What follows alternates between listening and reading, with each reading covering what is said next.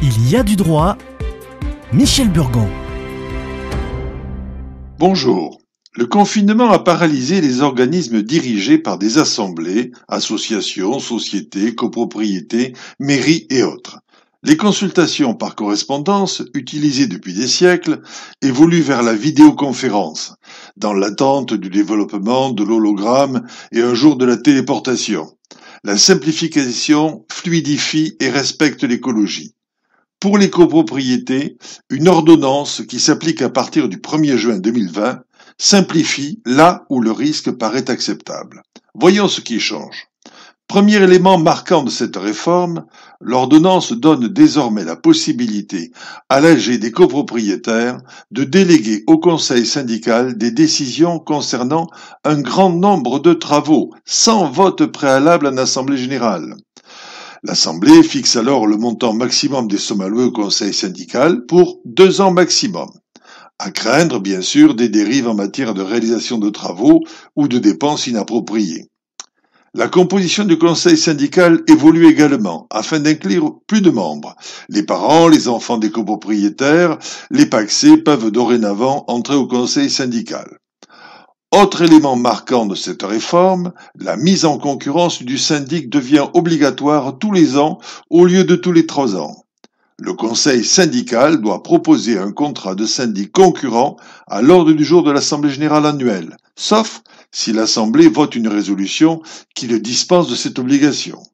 Le syndic, dont le mandat n'a pas été renouvelé, dispose de 15 jours après la tenue de l'Assemblée générale pour remettre la situation de trésorerie, les références des comptes bancaires, les coordonnées au nouveau syndic.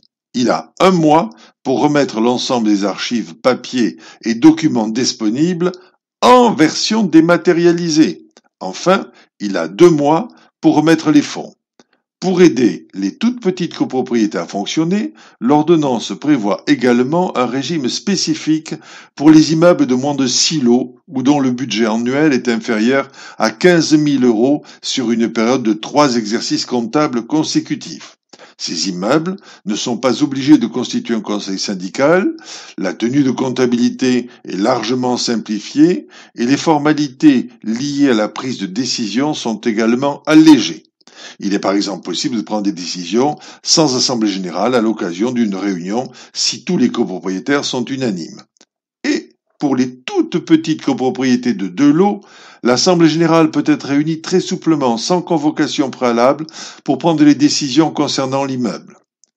Enfin, lors de la vente d'un logement en copropriété, le syndic fournit au notaire un document appelé état daté qui renseigne l'acquéreur sur les charges de copropriété dont il devra s'acquitter dès qu'il devient copropriétaire.